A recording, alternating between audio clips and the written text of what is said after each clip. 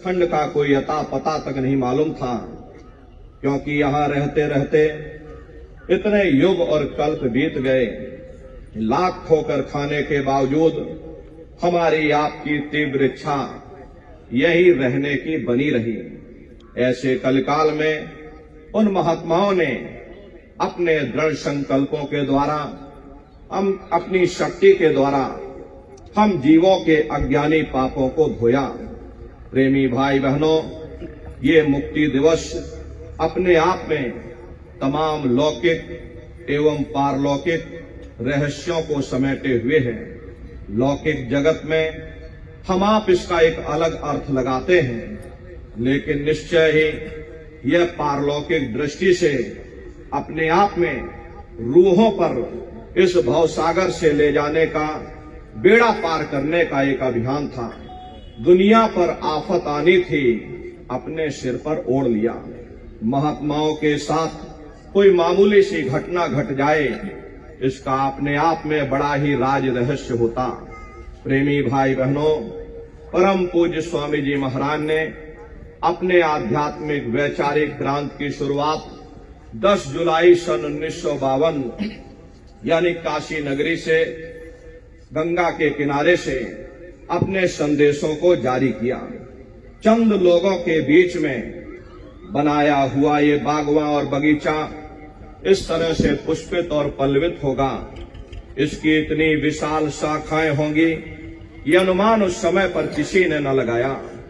लेकिन परम पूज्य स्वामी जी महाराज इस बूंद को सागर बनने का संकेत चंद प्रेमियों को बराबर देते रहते थे। धीरे धीरे अभियान बढ़ता चला गया और सन 70 का दशक आते आते यह एक क्रांति के रूप में परिवर्तित हो गया।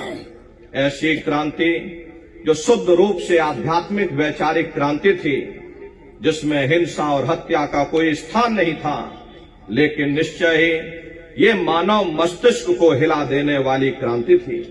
बड़े बड़े लोग जो भौतिकता की अंधी दौड़ में भटक रहे थे, जिनके दिलो दिमाग में आध्यात्मवाद एक खोखला विषय बन चुका था, ऐसे भूले भटके मानव समाज के मन मस्तिष्क में सन 70 का दशक आते आते एक आध्यात्मिक क्रांति हिलोर लेने लगी। धीरे धीरे करोड़ों करोड़ जनमानस इस आध्यात्मिक झंडे के नीचे आकर खड़ा होने लगा।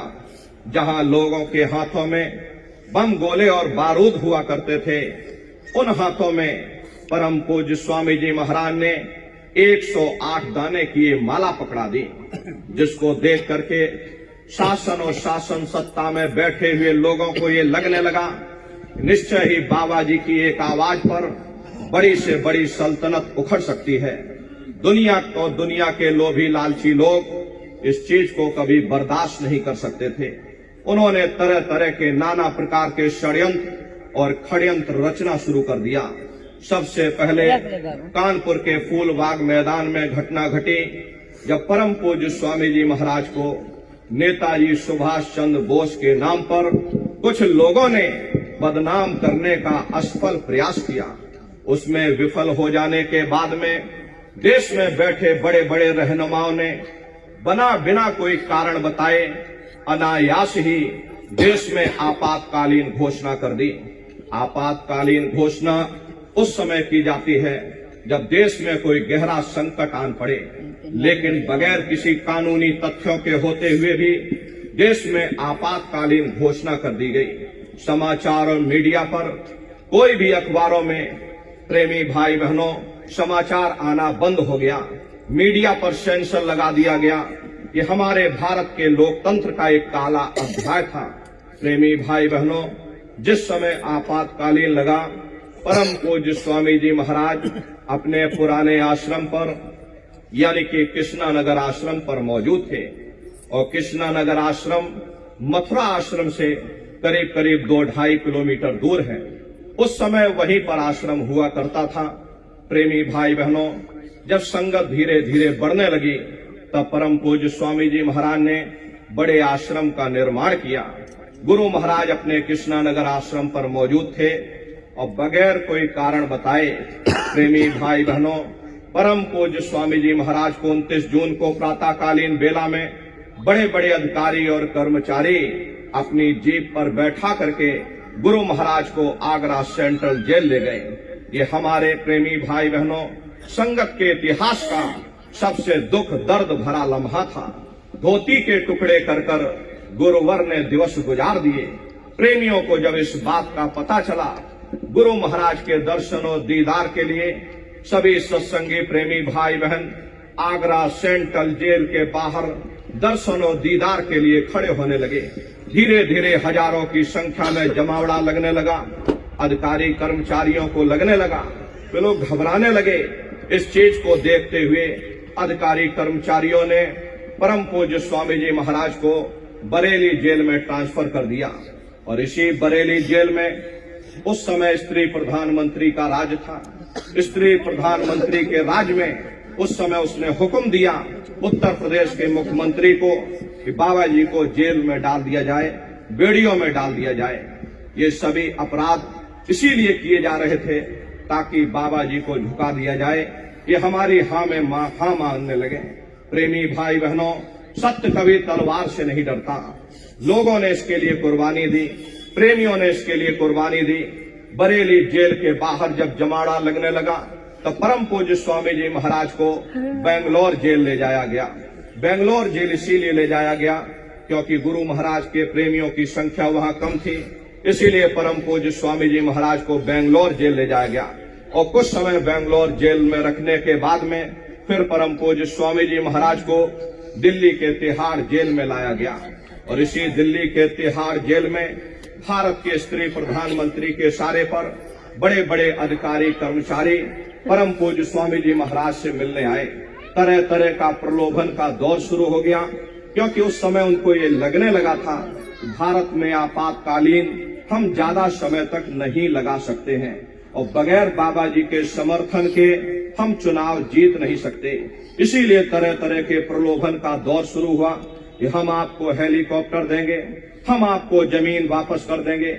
उस समय आपातकालीन समय में गुरु महाराज के आश्रम की जितनी भी जमीनें थीं, उस समय पर प्रेमी भाई बहनों यूपीएसआईडीसी को पट्टा काटने के लिए दे दिया गया। जितनी भी आश्रम की जमीनें थीं सब एक्वायर कर ली गईं।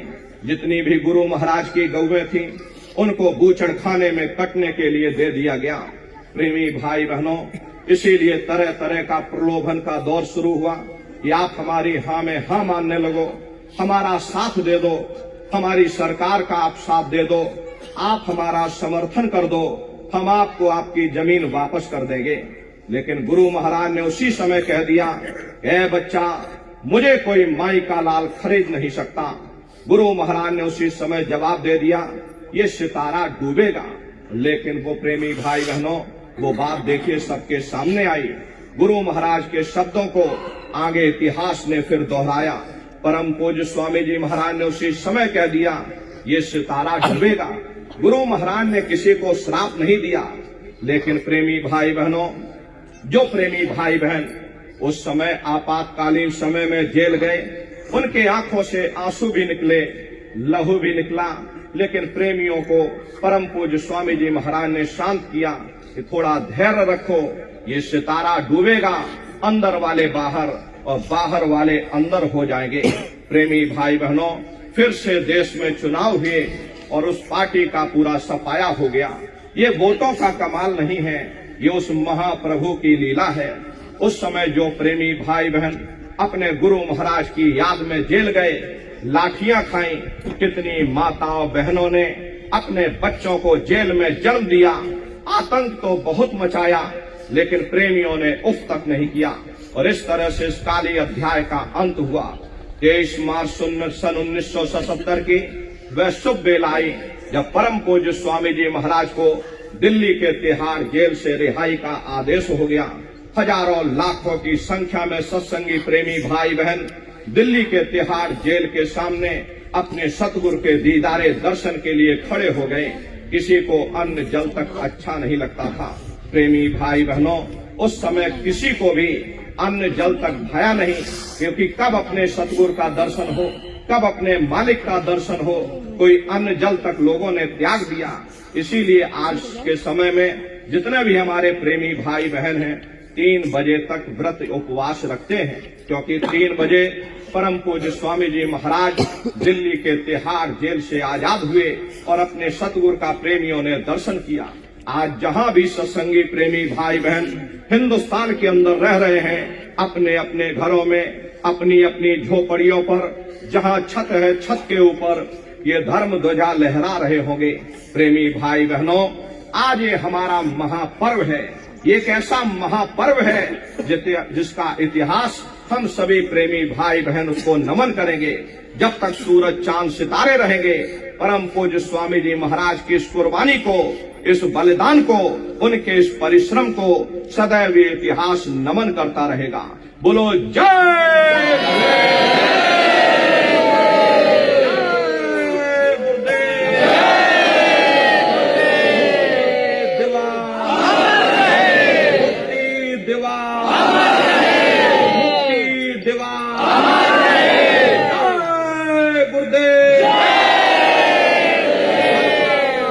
गुरुदेव जी महाराज का कहना है, खाने से होगी भलाई, खाने से हुए खराब, हाथ जोड़ कर विनय हमारे बाबा जी की अर्जी है। जय गुरुदेव जी महाराज का कहना है, जय गुरुदेव।